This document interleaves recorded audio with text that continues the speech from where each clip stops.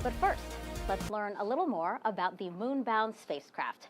It's an autonomous Nova-C class lunar lander named Odysseus.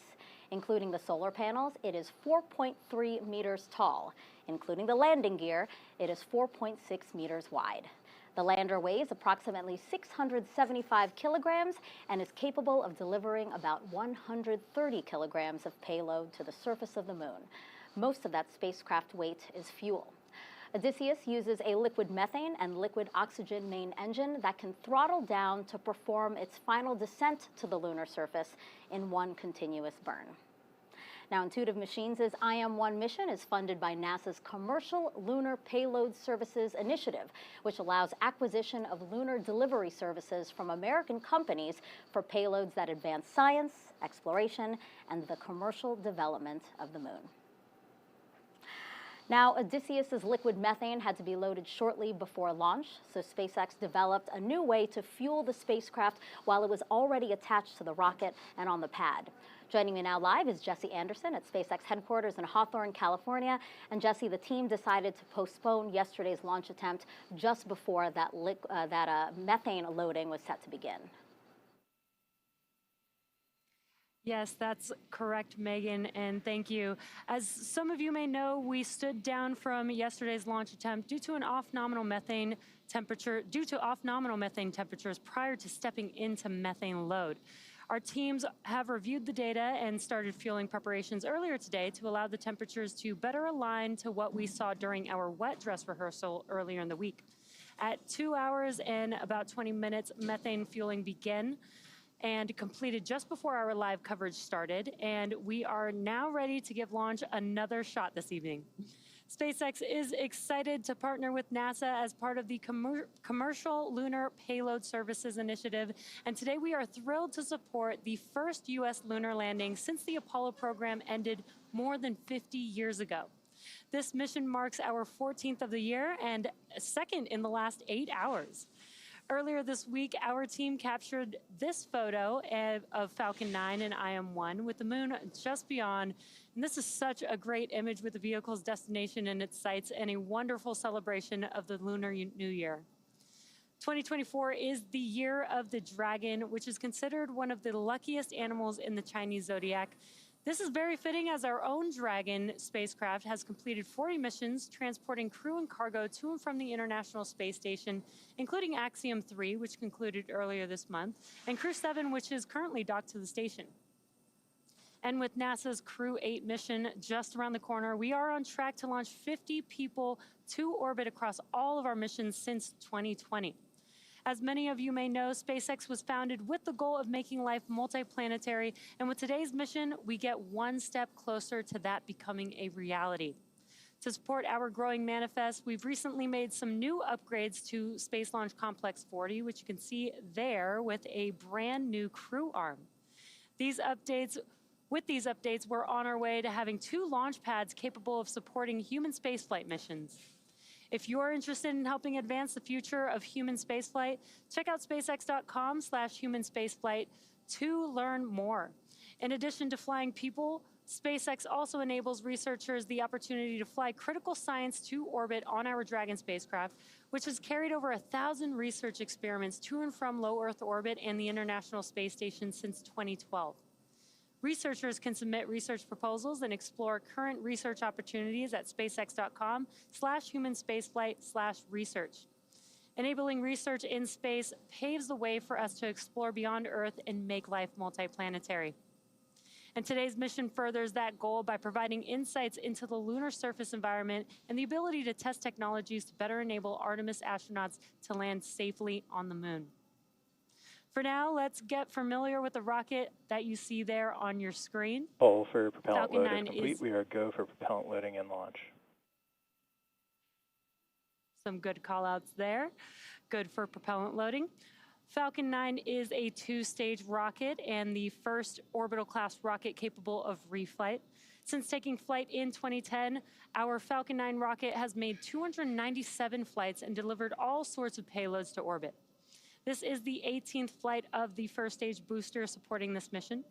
Falcon 9 is essentially 2 rockets in one. The first stage, which is the tallest portion of the vehicle, provides 1.7 million pounds of thrust thanks to its 9 Merlin M1D engines. Named after the Millennium Falcon from Star Wars, the number 9 refers to the 9 Merlin engines that power Falcon 9's first stage, and you can see those on your screen. This is a photo of today's Falcon 9 getting ready to roll out to the pad earlier this week. These are the 9 engines that will be responsible for doing the heavy lifting today and getting to orbital velocity. Though there are 9 engines on the first stage, there are actually 10 engines on the vehicle as a whole. The second stage has a slightly modified engine on it. It's called the Merlin Vacuum, or what we call the MVAC engine. This engine has a larger nozzle, which allows the second stage to perform more efficiently in the vacuum of space. The first stage gets us out of Earth's atmosphere and into space, while the second stage takes the payload to its targeted drop-off orbit. The large barrel structure with the pointed nose at the very top of the rocket is the payload fairing, and it's composed of 2 halves made up of carbon composite material that come together to protect the payload until we're in the vacuum of space. And speaking of the payload, the Nova-C lunar lander arrived at Kennedy Space Center in Florida back in December. Since then, teams have been integrating the spacecraft to Falcon 9's second stage in preparation for launch. And as Megan mentioned earlier, during this mission, SpaceX proved out new procedures and hardware that enabled fueling of the IM-1 lander on the pad with cryogenic methane and oxygen starting about 2.5 hours before launch. This is a first for SpaceX. SpaceX teams modified Launch Complex 39A's pad and transporter erector, installing a new liquid oxygen tank, methane tank, propellant lines, and 2 control skids on either side of the top of the transporter erector. From there, the new propellant lines pass through a new Stage 2 quick disconnect that attaches to new plumbing and another set of quick disconnects leading to the IM-1 lander. Heat exchangers within the ground system densify the oxygen and methane as they flow from their storage tanks towards the lander. Falcon 9 tanks are venting for the startup propellant load. This allows the cryogenics to remain below their respective boiling points during the countdown and eliminate the need to top off the propellant while Falcon 9 the is LD being briefing loaded for the launch. abort instructions. For non-urgent no-go conditions, brief the CE or LD and they will approve aborting the count. For urgent issues affecting the safety of the operation, operators shall call hold on the countdown net. Launch control will abort the launch auto sequence immediately and proceed into launch abort. At T-minus 10 seconds, launch control will be hands-off and relying on automated abort criteria for the remainder of the count.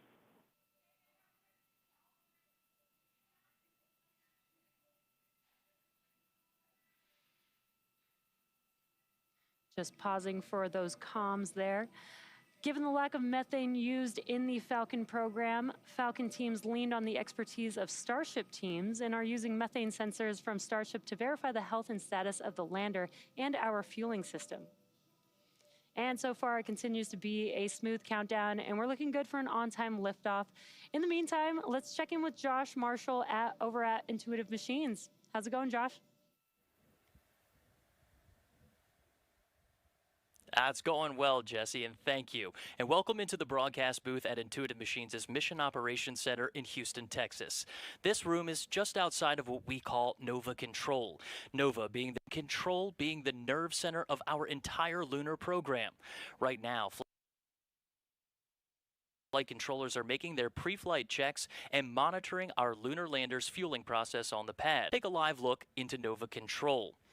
There are 12 console positions in a circular design. This unique shape wasn't a coincidence. We wanted to create a collaborative environment that folks can quickly communicate and make decisions.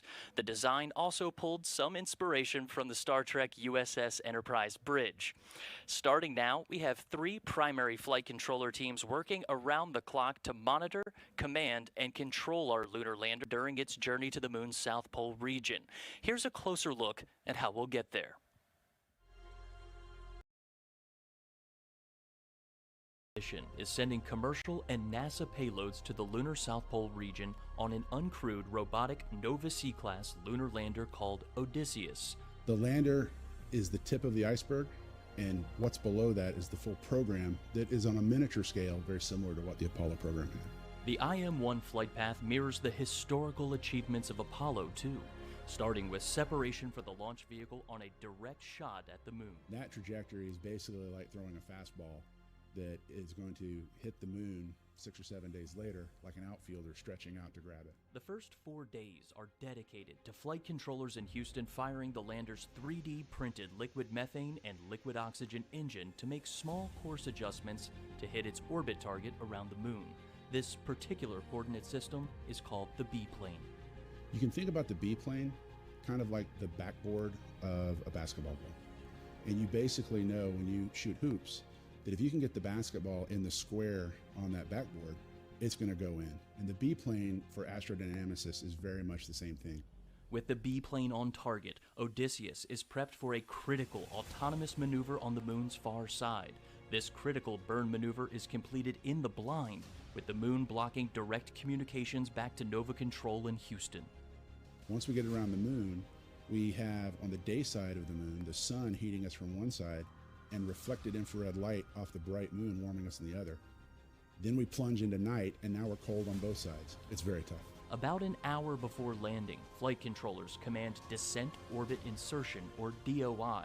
This is a main engine firing to slow the spacecraft so its altitude drops from 100 kilometers to about 10 kilometers above the lunar surface. After DOI, Odysseus coasts for about an hour before starting its final approach. And then we reach a point called powered descent initiation. The guidance system on board makes the decision to activate the main engine at very close to full power. Cameras and lasers are feeding information to the lander's navigation algorithms, which provide guidance, navigation, and control. With a safe site identified, Odysseus enters a 3 meter per second descent, then down to 1 meter per second for the last 10 meters to the lunar surface. Now, the lander is using an inertial measurement unit, which is similar to a human inner ear that senses rotation and acceleration. Flight controllers expect about a 15-second delay before confirming the ultimate milestone, softly landing on the surface of the moon.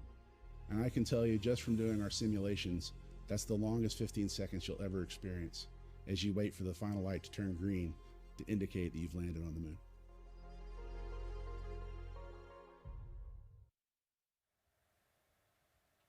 And that overview of the IM-1 mission was provided by our co-founder and Chief Technology Officer, Dr. Tim Crane, who's also the mission director on our Blue team, which is scheduled for landing operations. Right now, former NASA astronaut and Intuitive Machines' Vice President of Production and Operations, Jack Fisher, is in the mission director's seat. His team is gearing up for launch from Kennedy Space Center, where Megan is standing by with more on NASA's role in the IM-1 mission. Megan? Thank you, Josh. So you've heard us mention CLPS, or the Commercial Lunar Payload Services Initiative, but what is this new initiative? Well, NASA is teaming up with several American companies to deliver science and technology to the lunar surface. It will streamline the science in studying the moon, but also help us all understand the risks and rewards before human missions to the lunar surface and beyond. Our moon. It seems so close.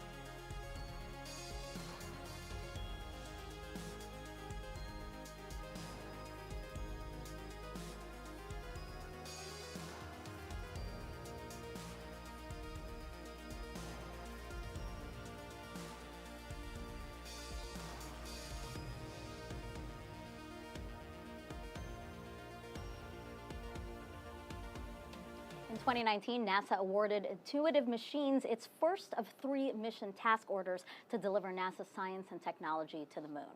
So, over the following 4 years, Intuitive Machines has built an entire space program to support these CLIPS missions. The company completed its lunar lander in a new facility at the Houston Spaceport, just down the street from NASA's Johnson Space Center. Joining me on set now is Steve Altemus. He is the CEO of Intuitive Machines and former Deputy Director of Johnson Space Center. Good morning to you. Good morning, Megan. Let's take a look at this clock. You've been looking at it for quite a while now. So we are 28 minutes Yes. from launch. How are you feeling? I'm ecstatic to be here. Such a historic moment as we get ready to fire the Falcon 9 up and light the engines. All systems are go. The tanks on the lander are loaded, and we're just waiting for this last 28 minutes to light the candle. So why did you start a company to commercially build and fly lunar landers? Well, we started a company just because, you know, at the time NASA was thinking about a capabilities-driven framework and no real destination. And so I decided to retire early and think about a business where I could apply human spaceflight expertise in engineering and methodologies to in solving intractable problems around the world in oil and gas and energy, medicine, and aerospace. Well, in 2018, when the National Security Council came up with Strategic Directive 1, which was to say that the moon is now of strategic interest, we turned our whole company towards attempting to land on the moon, to return the United States to the moon for the first time in 52 years. So we've been talking about your lander, obviously, Nova-C, and your fellow co-founder, Dr. Tim Crane, mentioned that your core group had worked on Project Morpheus, and we have some video to show folks right now. You know, I remember that experimental prototype and the propulsion tests were completed right here at KSC. So how did Morpheus inform what you ended up doing with IM-1? Well, Morpheus was a terrestrial test bed that was a liquid oxygen, liquid methane lander that actually we flew 37 times, and we learned about how to ignite and to fly a liquid oxygen, liquid methane engine. That core technology is the core technology of our Nova-C lander. In addition, the autonomous landing and hazard avoidance technology on board Morpheus, while it was older technology, those algorithms are the same kinds of algorithms we use for our hazard detection and avoidance, which is what we do on the moon to land on a place as rocky and craggy as the South Pole.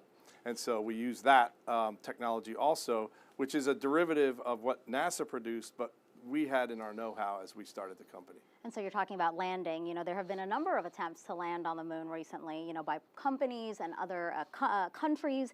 Roughly half has succeeded, half have failed. So what has your company done to increase the chances of landing on the moon? Well, I think first and foremost, what you have to do is you have to be humble about it, and you have to learn from and stand on the shoulders of all those who have gone before.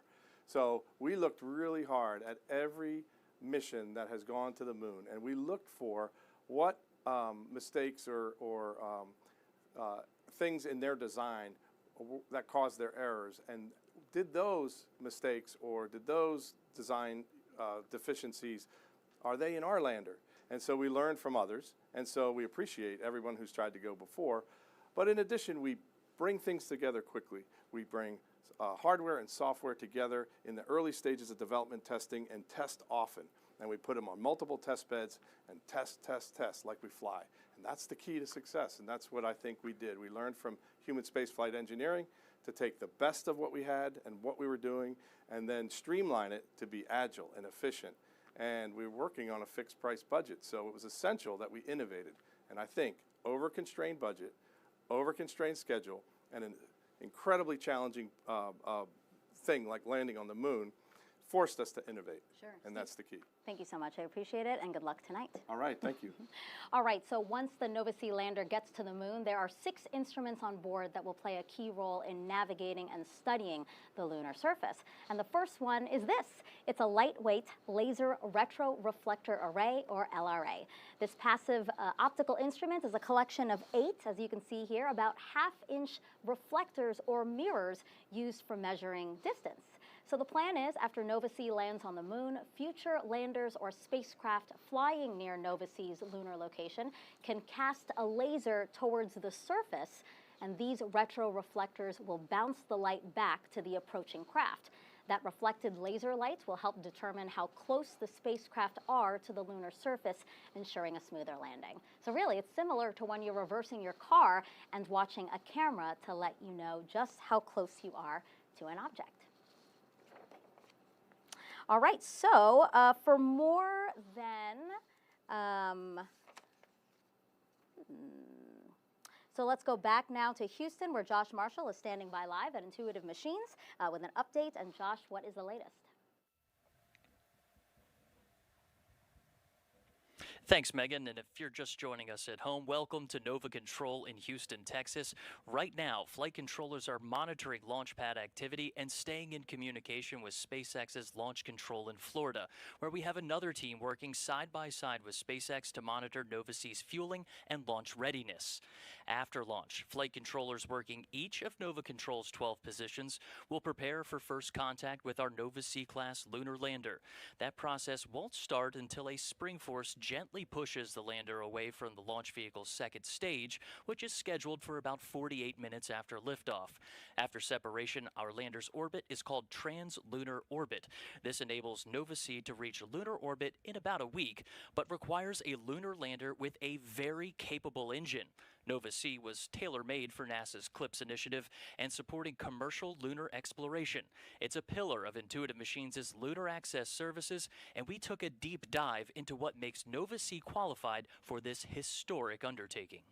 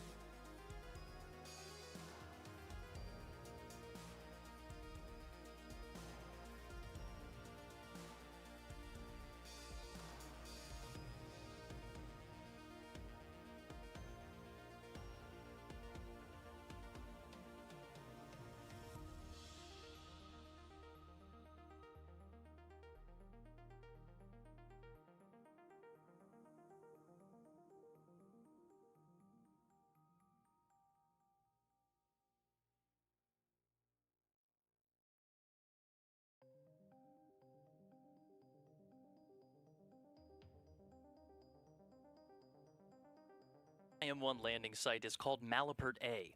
It's named after 17th century Belgian astronomer Charles Malapert and is expectedly made of lunar Highland material, similar to the material studied during Apollo 16, which was also launched from Launch Complex 39A, where we have more from Megan. Megan. All right, thanks, Josh. And actually, not far from the Malapert A landing site is the Malapert Massif region, and that is one of the 13 candidate regions being considered for the Artemis 3 landing. Okay, so a second NASA instrument on board the Nova-C lander is NASA's Radio Frequency Mass Gauge, or RFMG. The instrument is essentially a fuel gauge to estimate the amount of propellant in spacecraft tanks in specifically a low-gravity space environment. So during this mission, RFMG will estimate the amount of propellants in Nova-C's tanks. Once proven, RFMG technology would demonstrate significantly more accurate measurements of a fuel tank's fill level without requiring a thrust to provide a force upon the fuel in order to measure it, as current technology does. For the first time in more than 50 years, astronauts, including the first woman and person of color, will travel to the moon as part of NASA's Artemis program. To get there, SpaceX and NASA teamed up to develop the human landing system. Here's a closer look at your Artemis Moon Minute.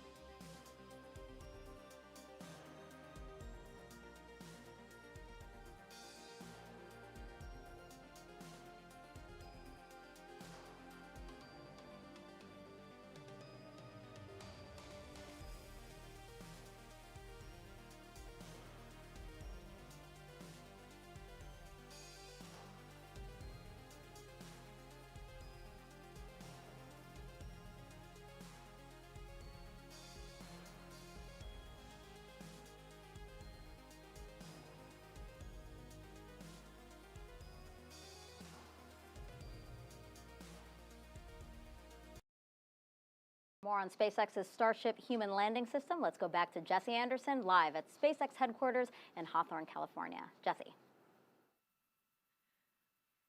Great. Thank you, Megan. Down at Starbase, Texas, we're continuing to build, test, and fly Starship, the world's most powerful launch vehicle ever developed. A fully reusable Starship is capable of carrying up to 150 metric tons to orbit and up to 100 passengers.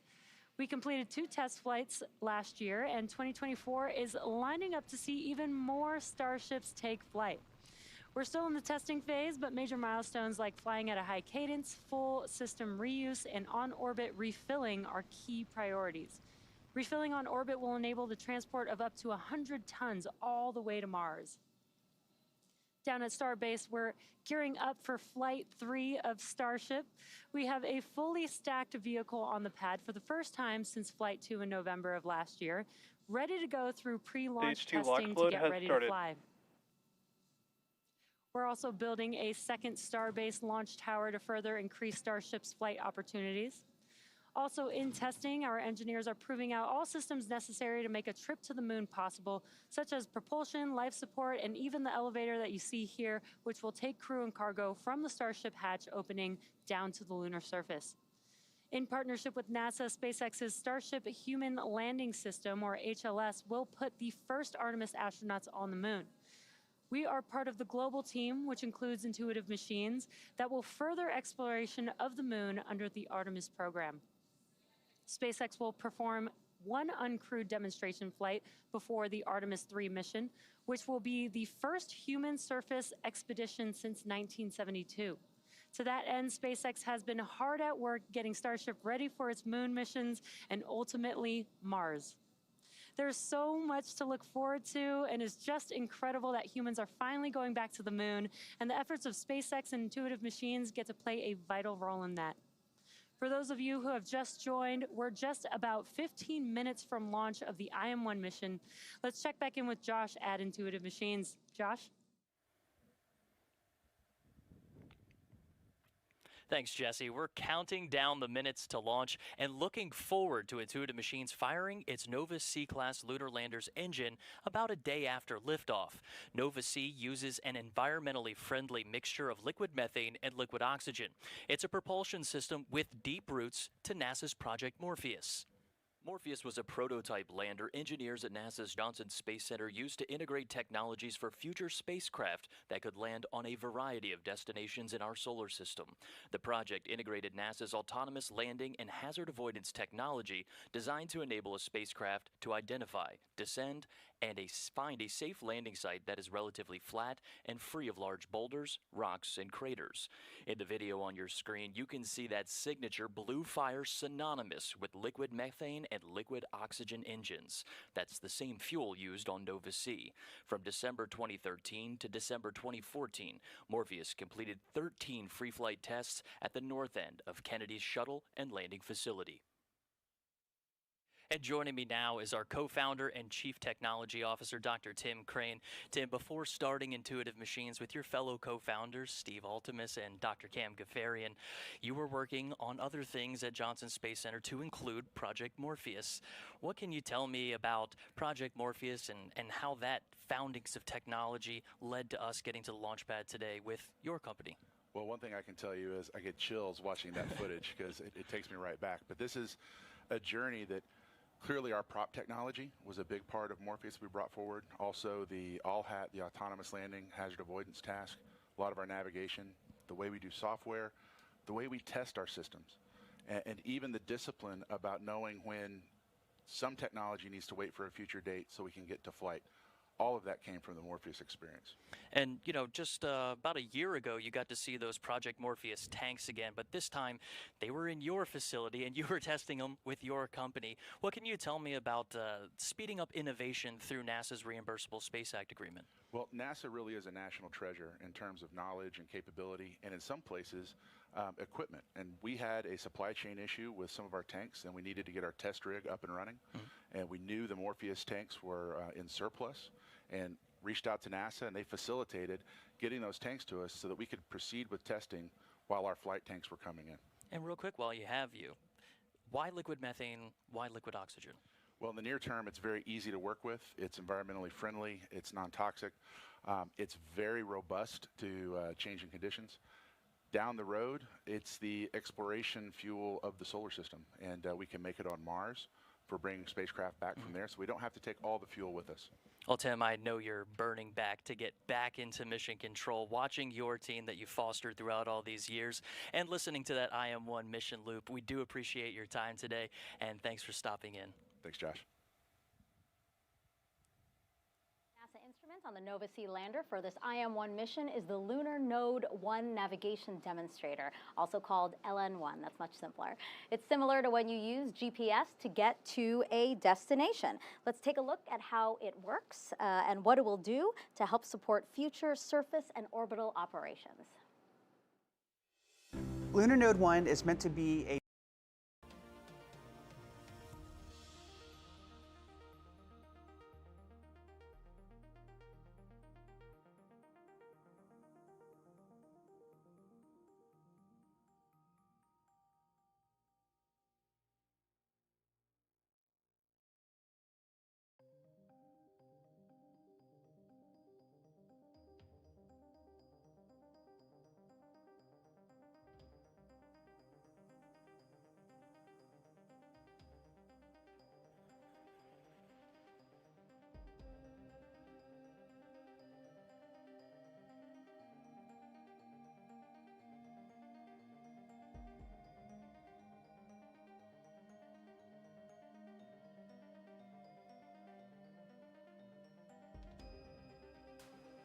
launch of a lunar lander under NASA's Commercial Lunar Payload Services Initiative. The first CLPS launch was with Pittsburgh-based Astrobotic. The mission was called Peregrine Mission 1. It successfully launched last month on a ULA rocket, but afterwards, Astrobotic reported a failure in its propulsion system, which prevented the spacecraft from landing on the moon. 10 days later, Peregrine burned up after re-entering Earth's atmosphere. An anomaly review board will release its findings to what happened once complete. Joining me now to talk about NASA's CLPS initiative and its benefits and risks is Sandra Connolly. She's the Deputy Associate Administrator for NASA Science. Good morning to you. Good morning, Megan. So talk to me about some of the key takeaways as NASA moves forward with commercial lunar vendors. Yeah, so the Commercial Lunar Payload Services Program is super important to NASA. It really is transforming our method of doing business. It's leveraging industry's emerging capabilities of actually providing end-to-end service for us. So rather than us having to build our own, we can now procure it. And it's not only, we're not the only customer. other government organizations, industry, academia from around the world are all going to procure these services. And there is risk associated with it, though. So we recognize that as we're evolving this capability. Yeah, so I was just going to ask you that. I mean, because we know that there are risks, Spacecraft and is go for launch. Spacecraft is go for launch. We just heard a call for that. What involvement does NASA have when our commercial providers are assessing the risks? So what's really important about this, too, is recognizing that industry is in the lead in providing these services, so they're the decision makers. So ultimately, what will happen is, you know, as they're making their decisions, we obviously bring great experience along with us, and we will stand shoulder to shoulder with them and support them through the legal process, through contracts and all, but we will bring to bear what we need to support them to make sure that this is successful. Sure. So it seems like, again, yes, we're fully committed to the CLIPS initiative. So what is NASA sending to the moon on future CLIPS flights? So again, super exciting time for NASA. You may or may not realize we have 40 manifested payloads on the CLIPS mission. So over the next few years, and that's just for the NASA payloads, right? So you've got industry and academia as well. But focusing on intuitive machines, which is our purpose for being here tonight. We're super excited about their efforts here. So they actually have another payload that's going to be launching later this year. They're going to be delivering the Prime 1 drill and spectrometer, which is actually going to support our in situ resource utilization and support a future human presence on the moon. Sandra, thank you so much. We're excited to see what CLIPS can do for NASA and for humanity, really, with what we plan to do with the Artemis program. Thank you. Thank you so much. Go Falcon 9. That's right. And go IM-1. Perfect. All right, so let's send it back to our friends at SpaceX in Hawthorne, California, as they walk us through the final moments of the countdown, and then I will see you guys after lunch. Awesome. Thank you so much, Megan. At T-minus just under 7.5 minutes, all systems are currently a go for an on-time liftoff. Next up, in just about a couple minutes, the structure next to the vehicle, known as the strong back, will begin to retract away from the vehicle. But while we wait for that, let's talk about what it takes to actually get to orbit. In order to get the rocket and payload into any orbit, the rocket not only has to go up really fast, but it also has to go sideways. Engine chill has started. As we ascend, we tilt the engines, and that turns the rocket horizontally. To help demonstrate this concept, an image of a firing cannon from a really high mountain is what you can see there on your screen. The cannonball will arc, and then good old gravity will pull it back down to Earth. As you increase the power, the cannonball will arc and land farther and farther away. Eventually, if you could continue to increase the power, the cannonball will end up in free fall around the Earth. Basically, gravity is pulling down on the cannonball, but it's going so fast that it never hits the ground. RP1 load is complete. This arc that constantly misses the Earth is called an orbit. Falcon 9 effectively does the same thing as the cannon in this example, and it provides enough power and horizontal velocity to the second stage carrying the spacecraft, enabling the spacecraft to be placed into orbit around the Earth. Now, you'll be able to see this today by watching the orientation of Falcon 9 after liftoff. The rocket will go straight up until about T plus 10 seconds, at which point we will begin that shift in orientation, gimbaling the engines so that Falcon 9 can go horizontally really fast. So be sure to look out for that after liftoff. Now again, at T-minus 5 minutes and 38 seconds, all systems are currently go for liftoff. The strong back is going to begin retracting away shortly in preparation for that retraction. The clamp arms, which are located just around the second stage, just below the fairing, will begin to open.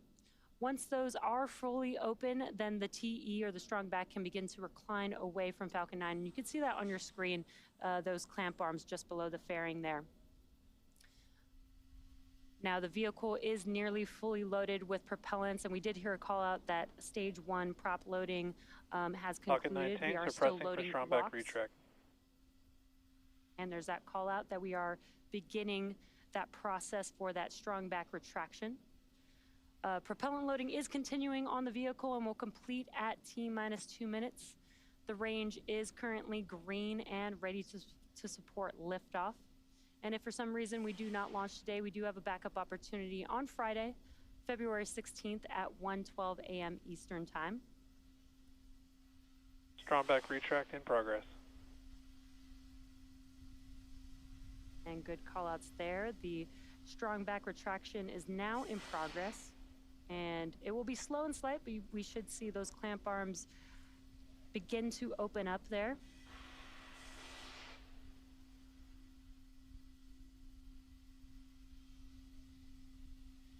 And there you can see it on your screen. Those clamp arms are now opening up. Again, once they are fully open, that will allow the transporter erector, that structure next to the vehicle, to begin to retract away.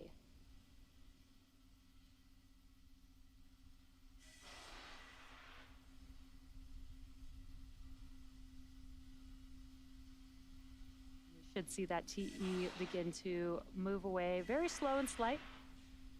But at this point in the countdown, both the first and second stages are nearly fully loaded with 1 million pounds of kerosene fuel and liquid oxygen. And there you can see on your screen that TE is now moving away from Falcon 9.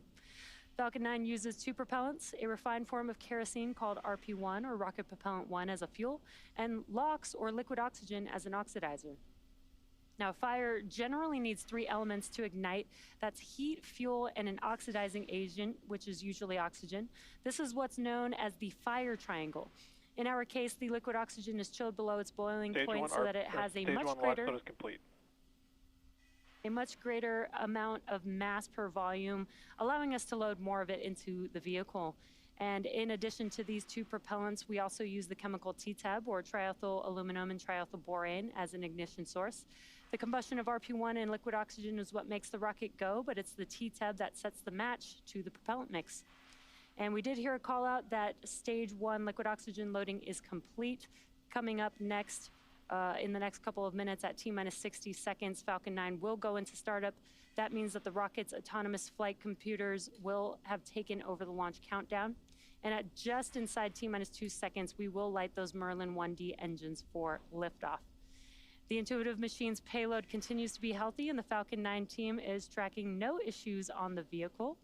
We are currently green for weather, and the range is ready to support a T0 of 1:05 a.m. Eastern Time.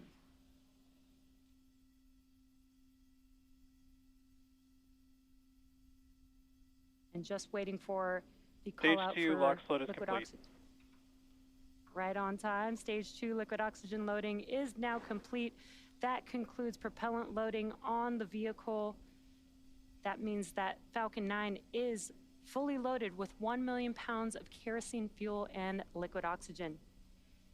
Weather is 90% chance of ground gas closeout. Good weather for T0. And we are just about 30 seconds away from Falcon 9 going into startup. Now that propellant loading is complete, we are beginning to vent out the lines, the propellant lines on that transporter erector there, so you can see more of those white clouds around the vehicle.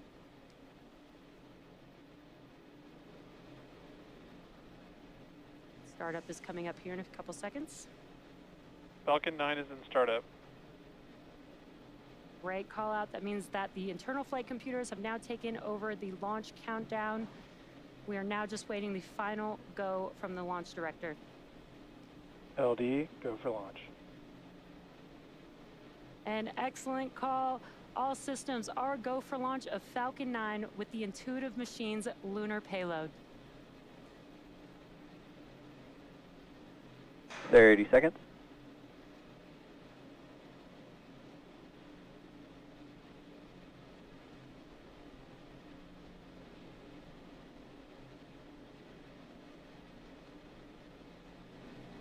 Seconds. T-minus 10, 9, 8, 7, 6, 5, 4, 3, 2, 1, ignition, and liftoff. Go SpaceX, go IM-1 and the Odysseus lunar lander. Vehicle pitching downrange. Stage 1 propulsion is nominal.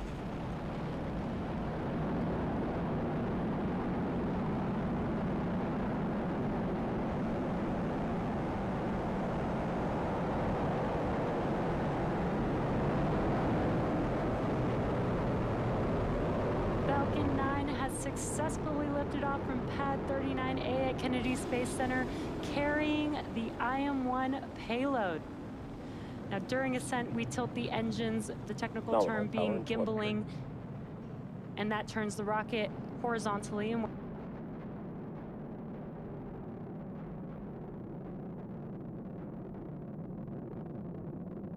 Mach 1.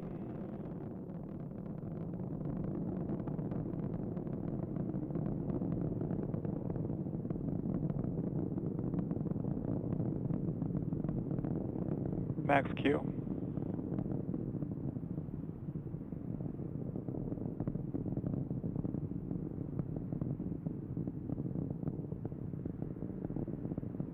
MVAC shell has started. Yep. We have a few events coming up in quick succession here. That will be MECO, stage separation, SES-1, and then the boost back burn startup on the first stage vehicle. MECO, or main engine cutoff, is where we shut down all 9 of those M1D engines on the first stage vehicle. That helps slow the vehicle down in preparation for stage separation, which is where the first and second stage will separate. And the first stage booster will begin its trip back to Earth. And the second stage vehicle will ignite that MVAC engine with SES-1, or second stage engine startup 1. And then the boost back burn will begin on the first stage vehicle, which is one of 3 burns that's required for the vehicle to make its way back to today's landing zone. And this burn assists with the vehicle to reorient itself back towards land. Stage separation confirmed.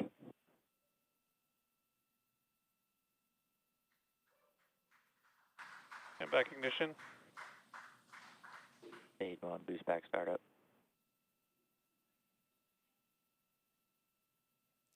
And there we saw and heard those call outs for MECO, stage separation, SES-1, and the boost back burn startup on the first stage. Some great views there. Now, the first stage is currently performing its boost back burn. This is where we ignite a few of the engines to bring the trajectory towards the landing site. And coming up here shortly will be fairing separation.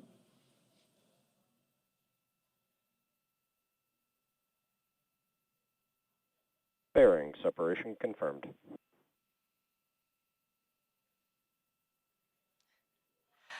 And an excellent view of fairing separation and an amazing view of the IM-1 payload attached to Falcon 9's second stage.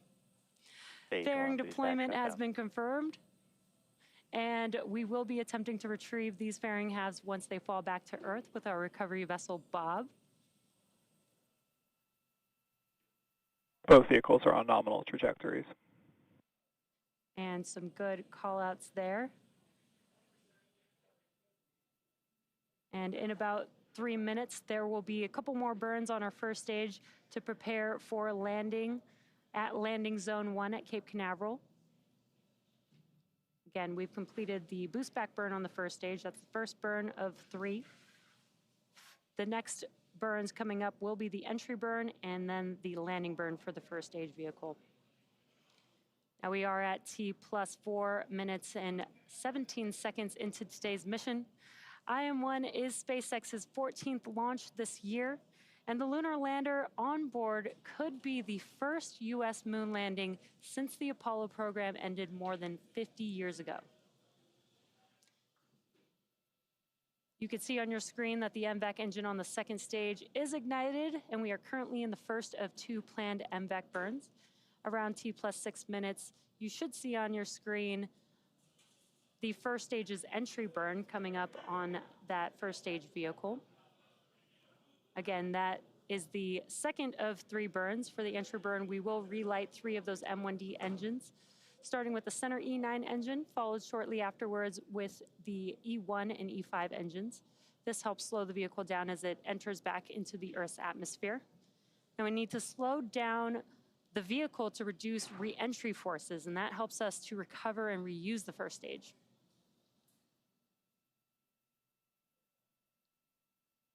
And again, what you're seeing on your screen is a view of the MVAC engine on the second stage.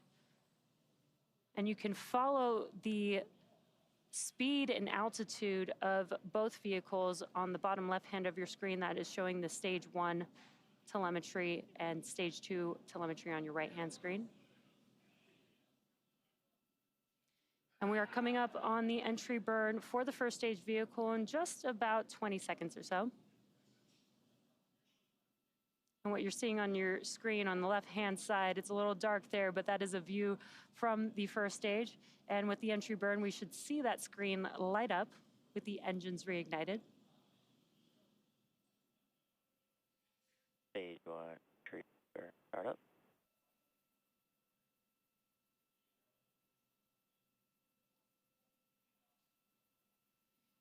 And there you can see that the entry burn has begun with those engines relit. Stage 1, entry burn, shut down. Stage 1, FTS. And a very quick Both entry vehicles are on burn nominal there. trajectories. Great call outs, both vehicles on nominal trajectories. And as I mentioned, that was the second of 3 burns required for this booster to return back down to land.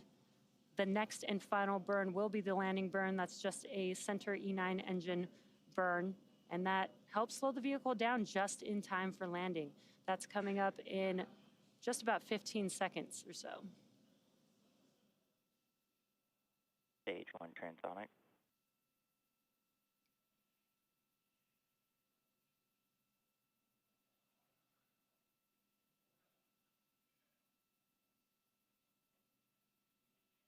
Stage 1, landing burn.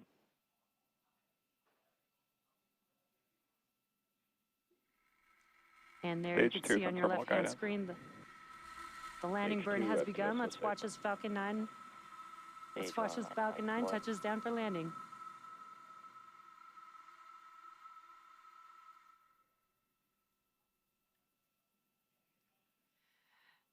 Stage And a 1, great landing burn. view there. That is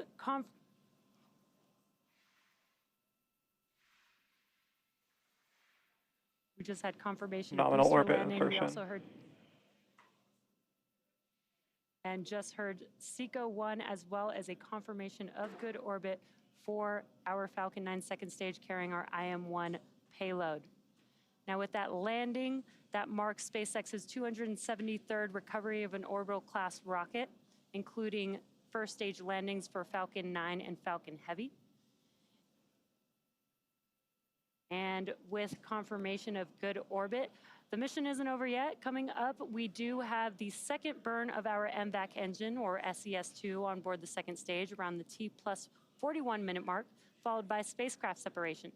So until then, we're going to send it over to Megan at KSC. Megan? Thank you, Jesse. And if you're just joining us, welcome to the Space Coast of Florida, where we just witnessed live the liftoff of the moon-bound spacecraft and Nova C lander called Odysseus. And you know, we see a lot of launches here from Kennedy Space Center, but it really, truly never gets old. So Odysseus launched on top of a SpaceX Falcon 9 rocket from Launch Pad 39A here at Kennedy Space Center. Intuitive Machines, an American company based in Houston, Texas, developed and built the lunar lander that is carrying, among other things, 6 NASA payloads. And if everything goes as planned, in 8 days, that Nova C lander is expected to land on the shadowy south side of the moon. Make sure you stay with us. Our broadcast here on NASA TV will continue through Odysseus's acquisition of signal, which is expected to happen around 1:55 a.m. Eastern Time.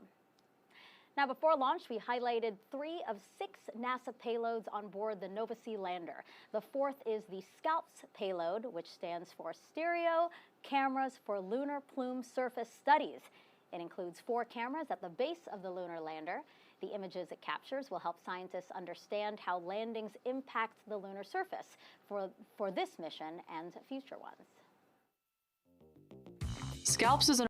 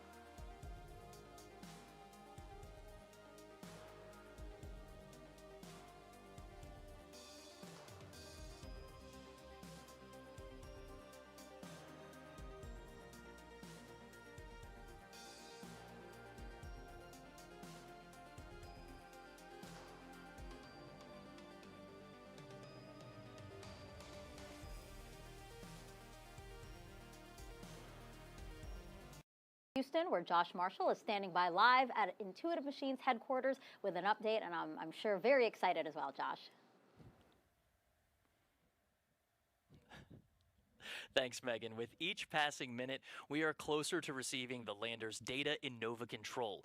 Right now, flight controllers are standing by for launch vehicle separation, followed by acquisition of signal. That's when the lander makes first communications contact, sending critical health and flight data into Nova Control.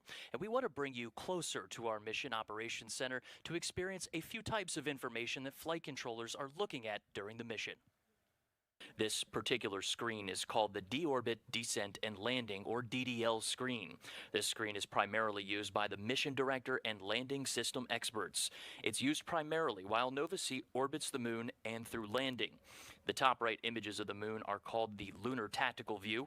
When the dots turn red, the lander is on the far side of the moon, and green is on the near side. The line is the tail where Nova-C is, with each dot representing 10 minutes of elapsed time.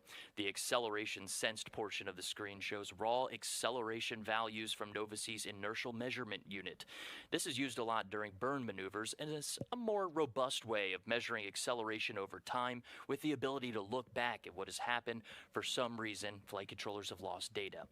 Finally, the column on the right is a received, accepted, edited, and failed pre-checked, or RAFE chart for short. When each of these lines are on top of each other, that's a good indication that Nova-C's navigation system is in good health. That's because every measurement Nova-C makes must be received, accepted, edited, or failed pre-check. The failure is a possible outlier of data that the lander's computer automatically knows is bad information. Collectively, the DDL screen is one of many data displays that flight controllers are monitoring to successfully navigate Nova-C to the lunar surface. It's no small feat, and the tireless effort of our entire Intuitive Machines team has brought us to this moment, standing by for launch vehicle separation and acquisition of signal in approximately 40 minutes.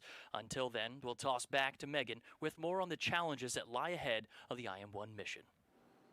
Yeah, we've been honest about it. You know how difficult it is to get to the moon. We haven't done it in more than 50 years, but the CLIPS initiative is going to change that.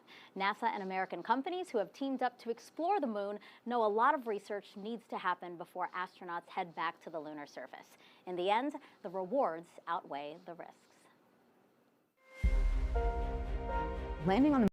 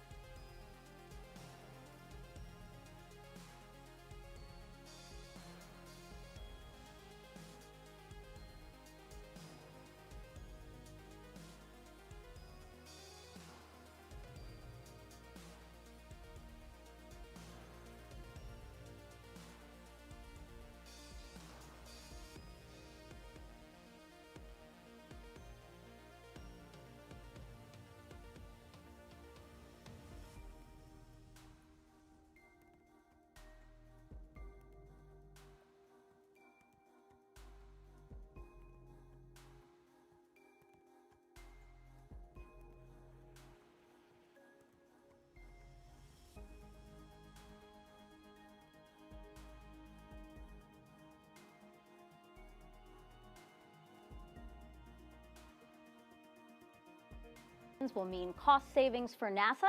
To talk more about that, we have Joel Kearns here now. He's the Deputy Associate Administrator for Exploration in NASA's Science Mission Directorate.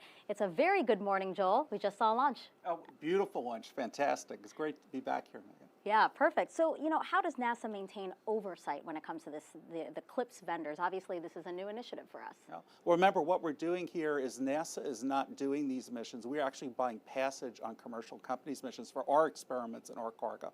So we have established this group of pre-certified 14 U.S. companies that we can go to and have them bid to do a specific mission for us, to land at a certain place of the moon, and to bring our cargo or our experiments with it.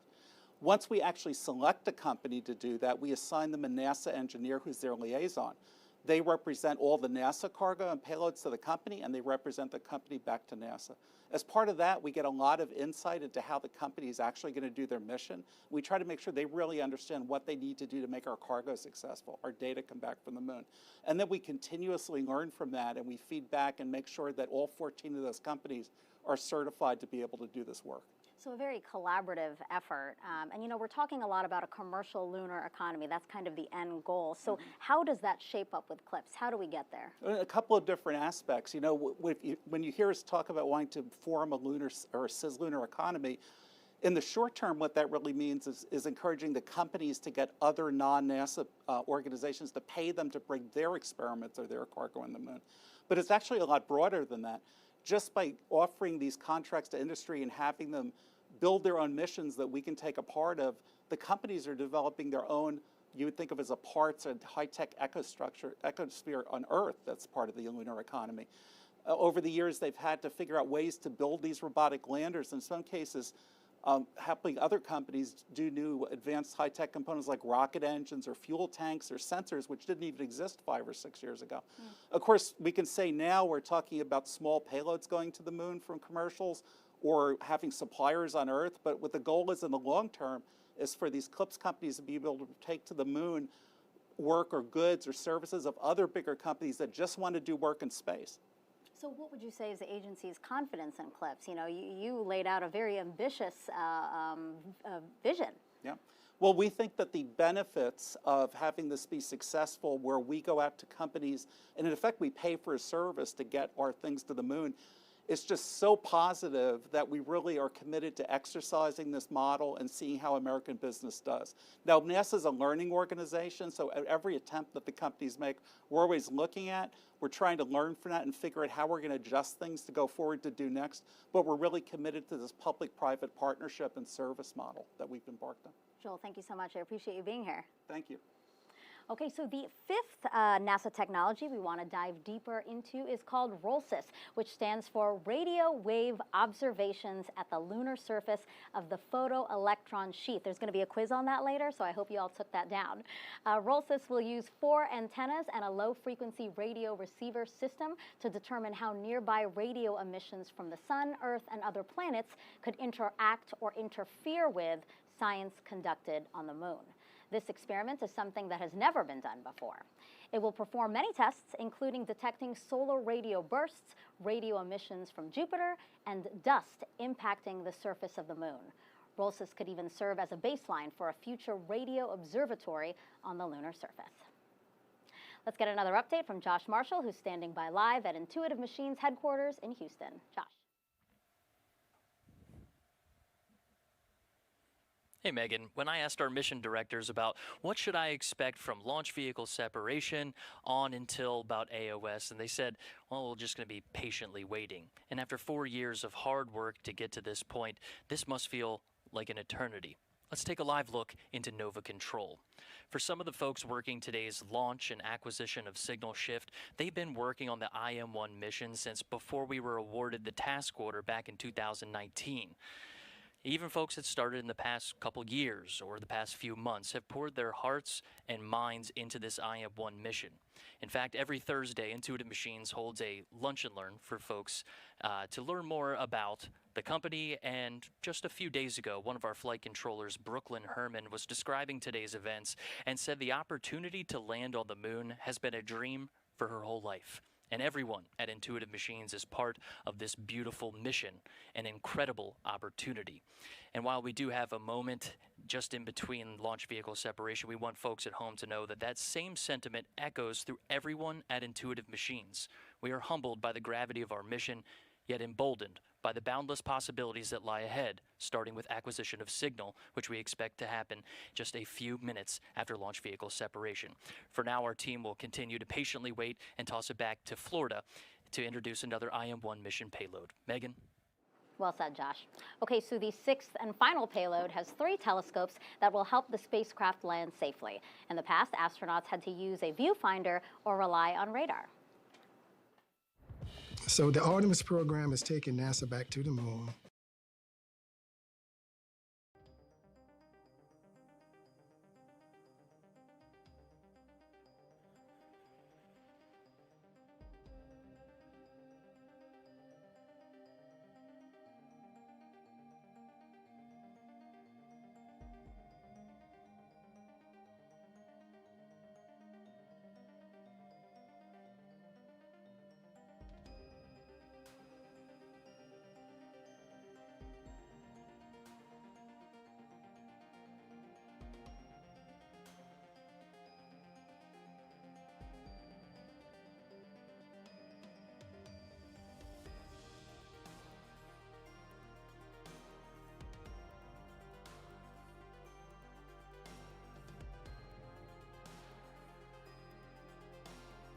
Of the 6 NASA instruments that are bound for the moon. To talk more about those is NASA project scientist Deborah Needham. Good morning to you. Good morning. Beautiful launch. A beautiful launch, so exciting. So now we have 6 payloads bound for the moon. Is there a common theme among them? I would say there are 2 themes to the payloads on board Intuitive Machines, the Odysseus lander. The first is demonstrating technologies for enabling future spacecraft to land more safely and more precisely on the lunar surface. And the second is characterizing the surface of the lunar South Polar region, which is an extremely challenging environment to operate in, and it's preparing us for sending humans to the lunar surface in advance of the Artemis missions. Mm-hmm. So very precise things they're being sent for to study. So, if they make it to the moon in 8 days, what happens next for each of them? So even the payload's work starts even before they get to the moon. Intuitive Machines, while it's transiting towards the moon, will turn on the NASA payloads to make sure that they survived launch and are operating as we expect. And then you've heard about the RFMG, the radio frequency mass gauge. It will be operating the entire time all the way to the moon and down to the surface to make sure that it's monitoring propellants and collecting the data that it needs to achieve its missions. And then during descent, you heard about NDL, the Navigation Doppler LiDAR, and SCALPs. They're going to be operating during descent and collecting their data. And then once on the moon, Intuitive Machines will turn on our other NASA payloads, and they'll take turns collecting data until they achieve their missions. How are these instruments selected? Early on in the CLIPS initiative, NASA turned to our scientists at the NASA centers to identify science payloads and technologies that were relatively mature in their designs.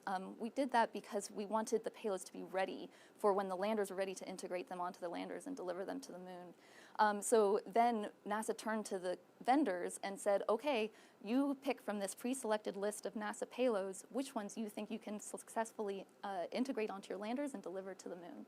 So Intuitive Machines actually chose the payloads that are on its delivery. Deb, thank you so much. I can't wait to see what we discover with these payloads. Me too. Thank you so much. Thank you. Okay, so now we're going to step aside while we await our next big milestone, the second burn of the second stage of the Falcon 9 rocket, and then right after that, the separation of Intuitive Machines' lunar lander from that second stage. We are expecting that to happen about 20 minutes from now, so we will see you then.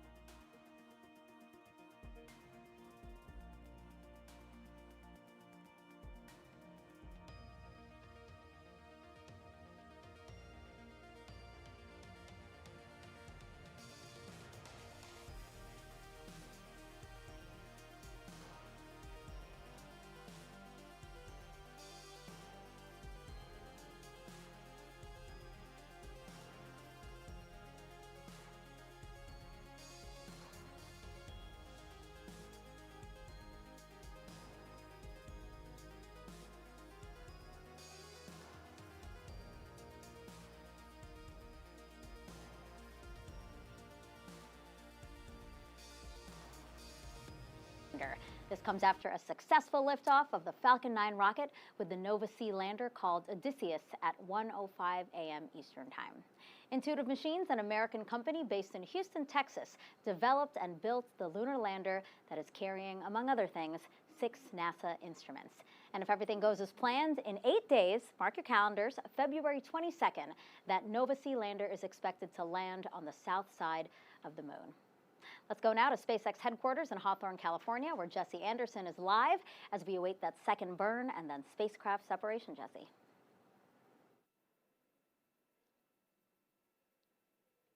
Great, thanks, Megan. Now we are about a minute and a half away from that second burn of that MVAC engine. Next coming up will be SES-2, that second stage engine start 2, and that will be followed by SECO-2, which is second stage engine cutoff.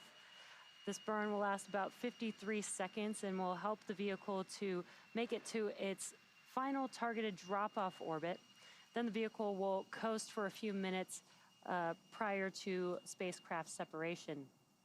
So we're getting very close, and this is getting very exciting here. Again, we're just about a minute away, just under a minute away from that last burn of this MVAC engine here.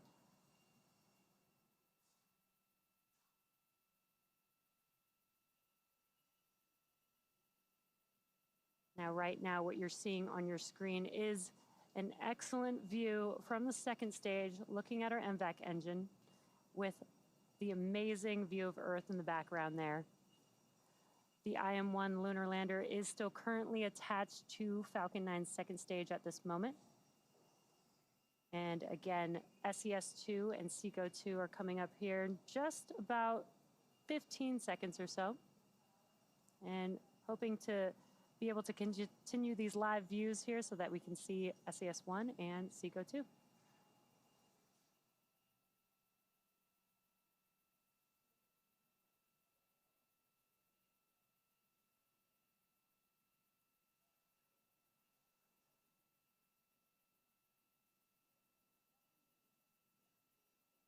And there you can see we have just had SES-1. You can see that MVAC engine has now relit.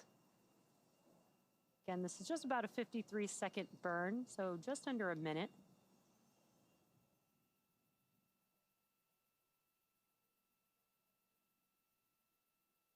And shutdown of this MVAC engine coming up here in just about 10 seconds or so.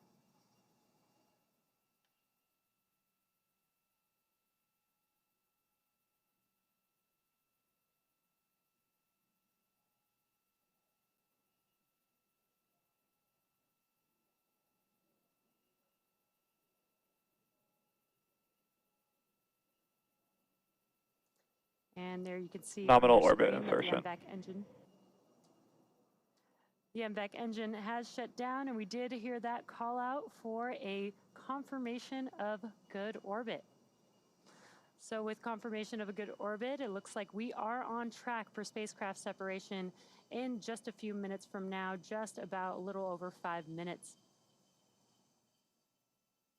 Now, it's been a great launch so far. SpaceX did begin fueling of the IM-1 lander on the pad about 2 hours and 20 minutes before liftoff.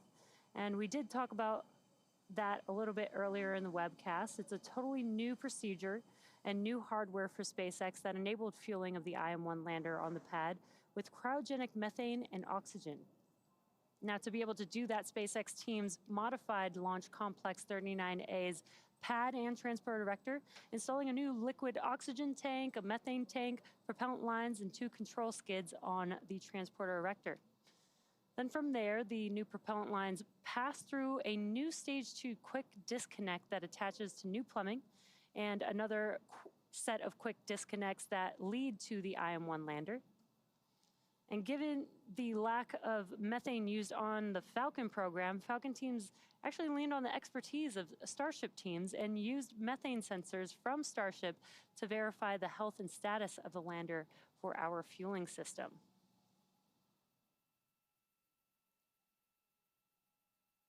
Now, if you're just now joining us, we are just about 4 minutes away. We're awaiting spacecraft separation of the IM-1 lunar lander, which is still currently attached to Falcon 9's second stage. And we did just a couple of minutes ago had a good last and final burn of our MVAC engine. That was SES-2 and SECO-2. And now the vehicle is continuing to coast with the spacecraft attached until it reaches the correct targeted drop-off orbit.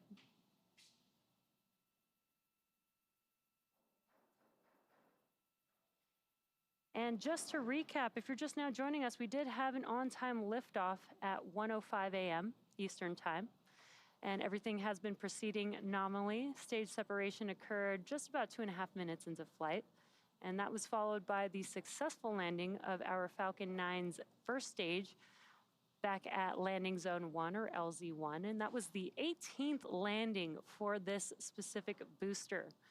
Now, for those of you following along, this booster has supported GPS-3, Mission 3, Turksat 5A, Transporter 2, Intelsat G33 and G34, Transporter 6, and 12 Starlink missions. So pretty impressive and veteran booster for today's mission.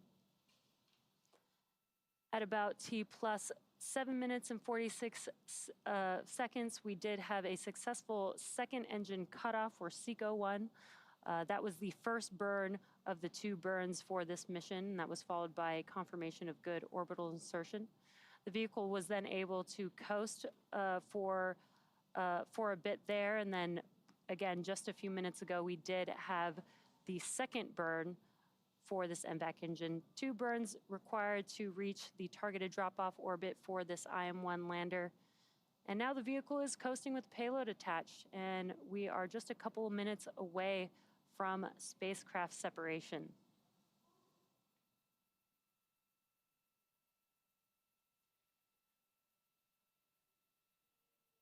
IM-1 could become the first U.S. lunar lander since Apollo's last landing in 1972, almost 50 years ago, and could be the first commercial lander to succeed in reaching the moon's surface.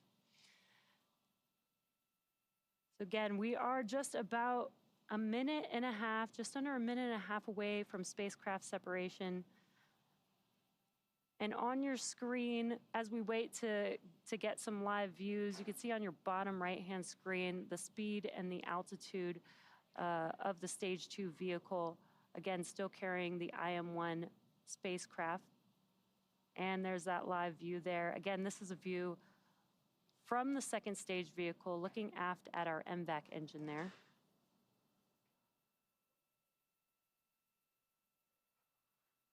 And we are patiently waiting spacecraft separation here, just under a minute from now.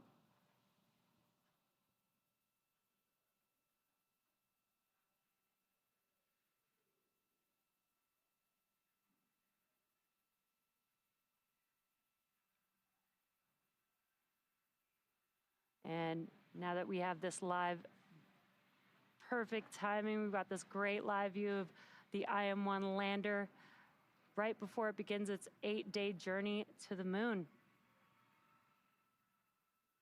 This is such an incredible view and very exciting that we have spacecraft separation coming up here in just a few seconds.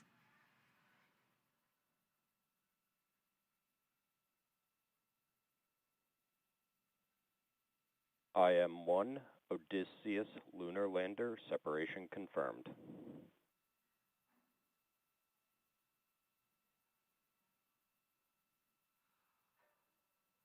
What an incredible sight to see the IM-1 Nova C lunar lander drifting away from Falcon 9's second stage, confirming spacecraft separation.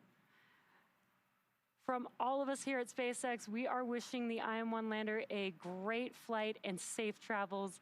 SpaceX is honored to be a part of NASA's Commercial Lunar Payload Services initiative to deliver science and technology to the lunar surface, and we thank NASA and Intuitive Machines for entrusting us with today's historic mission to the moon. For those of you following along, you'll know that this mission marks our 14th of the year and second just today. Congrats to the SpaceX team. We're just in February, and we've already launched in partnership with NASA missions like Axiom 3, Cygnus, and PACE. And we're gearing up for the Crew 8 mission before the end of the month. Check out spacex.com/launches for up-to-date missions and schedules. And before we sign off, let's go back to Josh at Intuitive Machines. Josh? What an incredible, incredible view. Just a few moments ago, our flight controllers inside of Nova Control heard that confirmation of launch vehicle separation. This starts the countdown toward our lunar lander's autonomous commissioning. During this milestone, the lander is going through the steps required to power on, determine its position relative to the sun, and make communications contact with flight controllers in Nova Control. It's an autonomous process that takes several minutes. In that time, we'll walk you through what's happening in space approximately 223 kilometers or 139 miles from Earth. At launch vehicle separation, a spring force gently pushes Nova-C away from the launch vehicle's second stage. We just saw that, allowing the lander to deploy and drift away toward the moon. Brake wires connected to the launch vehicle let the lander know it has deployed, and Nova-C starts an internal timer to count down to when it's safe to turn on. After the timer finishes, Nova-C's primary systems are expected to autonomously power on. This includes guidance, navigation, and control, or GNC for short, automated flight management software, radios, sensors, and thermal control. The GNC system powers on the cold gas helium reaction control system to stabilize the vehicle's attitude, because at this point, the lander does not know where it's pointed, but it can stop any residual spin motion. This is much like a person spinning in a chair with closed eyes can stop spinning without knowing which way they're pointing when they stop. After controlling the spin rate, special cameras known as star trackers autonomously match images of the distant star field and provide Nova-C with its orientation. Software then takes those star tracker measurements and processes them through an algorithm known as the Kalman filter to correct the onboard orientation. The lander now has two critical data points: its attitude relative to the star field and a reference position from the estimated launch vector. With these data points, Nova-C may command its reaction control system to maneuver the lander's top deck solar array toward the sun for illumination, generating maximum power. All of these steps are expected to be happening right now, and when autonomous commissioning is complete, our Nova-C lander named Odysseus turns on its communication radios and makes first communications contact known as acquisition of signal, or AOS. Making that communications connection involves more than the lander's operations in space. It takes careful coordination here on Earth too, using Intuitive Machines' Lunar Data Network. The network was designed to support NASA's CLIPS initiative, government services, and other commercial efforts using line-of-sight and data relay services for spacecraft in cislunar space, which also includes low Earth orbit. The secure network is made up of Nova Control, which we're keeping our eyes on right now, and strategically placed ground stations spread across the globe. The ground stations are expected to provide near continuous communications with Nova-C during the entire IM-1 mission. With that entire network available, our flight controllers responsible for communications and ground stations will be the first people in Nova Control to start seeing data from our lunar lander, which means the ground station assigned to this part of the mission has locked onto Odysseus's signal. Now, from the lander to Nova Control, all of these innovations and capabilities are being put to the test right now as we prepare to enter our nominal acquisition of signal window with Nova-C. Right now, we are listening into the mission audio loop and looking live into Nova Control. SpaceX just deliver us the OPM file. Okay, copy. You're good to process in the background while we work contact. Okay, I'll work with Fido on this. Right now, we estimate that the lunar lander is traveling about 10 kilometers per second, which is about 24,600 All right, I want to make sure miles Com's per happy hour. with it. Com? Standing by. I don't see packets updating in packet counts unless I'm looking in the wrong spot. And I'm not seeing anything populate in AOS. So we're still standing by for autonomous commissioning and making that first ground communications from the lunar lander in space. We expect the carrier lock call to come from the COM or ground network stations inside of Nova Control. And this is Houston's first commanded lunar mission since Apollo 17. All right, I see packets. And I see... All right, guys. And there we have it. We have packets. That is Michaela Landivar All right, guys, on the ground. Calm, I want your report. Uplink and downlink, what do we got? Okay, so I am seeing packets populate on the AOS screen and in the packet counts area. Looks like telemetry is coming in pretty well. We have not started uplink, so we do not have uplink locks at this point.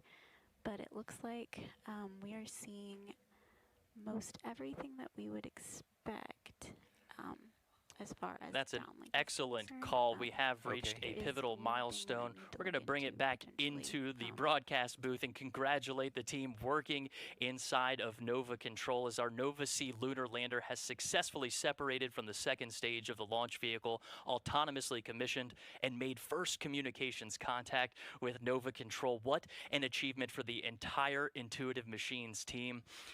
Let's honor this momentous milestone and prepare for the challenges and triumphs that await us on our lunar journey. From Intuitive Machines' Nova Control in Houston, Texas, thank you for joining our portion of the IM-1 mission broadcast. We'll toss it back over to Megan in Florida for reaction to the successful launch of our IM mission. Megan. Yeah, from here at NASA, we just want to say congrats to Josh and Intuitive Machines, another successful CLIPS launch and orbital insertion of a commercial lunar lander. Now, hopes are high that a U.S. commercial lunar lander will make it to the moon. And joining me now to talk a little bit more about that and this program is Chris Culbert, and he is the CLIPS program manager. Exciting to see this unfold right in front of us, huh? Yeah, this is great. SpaceX gave them a wonderful ride, great launch, really clear sky. We could see it all the way up to the well, not to the moon, but on its way. We saw the moon in the distance. We could see the moon. It was a great launch. This is a great step. It's a lot of hard work to get here. This is 5 years of effort from a very small company. But they've made a lot of progress. They solved a lot of problems, and now they're on their way. So this is a good start, but it isn't the end yet. They got to finish the next step. That's right. But at least we have 8 days, right? We do. have 8 days. Yeah. So they've got 6 days to get to the moon, and then we'll hit the hard step. Yeah, so with the challenge of landing on the lunar surface, what's your message to the Intuitive Machines? So the big thing right now, they need to stay focused. Space is hard. Small mistakes can doom you. We know they're very talented. They're very well organized. We're really impressed with the depth and technical skills of this team, but you have to stay focused. You got to make sure you nail everything and stick the landing. So again, a lot to look forward to, but we're optimistic. Yes, we are. We're looking forward to it. I got a lot of faith in these guys. Great. Chris, thank you so much. Glad to be here with you again for another CLIPS launch. Thank you very much. Okay, so that is going to wrap up NASA, Intuitive Machines, and SpaceX coverage of the launch of the Nova C moon lander on a SpaceX Falcon 9 rocket from Pad 39A here at Kennedy Space Center. Again, if all goes well, Nova C is expected to land on the moon 8 days from now, so mark your calendars, on February 22nd. It would be the first U.S. landing on the moon since 1972. We'll, of course, bring you that coverage live right here on NASA TV. And until then, you can find out more about this mission and other NASA CLIPS launches by going to the link we're about to show on the screen here, nasa.gov/CLIPS. We're going to leave you now with a replay of today's launch for everyone here at NASA, Intuitive Machines, and SpaceX. I'm Megan Cruz, and have a great morning. 15 seconds. T-minus 10, 9, 8, 7, 6, 5, 4, 3, 2, 1, ignition, and liftoff. Go SpaceX, go IM-1 and the Odysseus lunar lander. Vehicle pitching downrange. Stage 1 propulsion is nominal.